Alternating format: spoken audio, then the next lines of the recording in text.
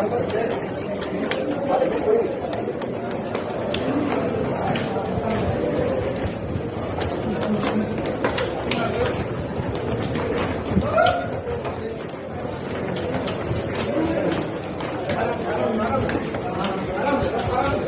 نے نوجوان پہ تشدد کیا، کوئی پچھتاوا ہے آپ کو؟ آپ نے ایک عورت کے سامنے نوجوان پہ تشدد کیا ہے، کوئی پچھتاوا ہے آپ کو؟ یہ معاملہ کیسے ہوا تھوڑا بتائیے. اگر اس کی جگہ آپ کی اپنی بیٹی ہوتی تو کیا رد عمل ہوتا آپ کا؟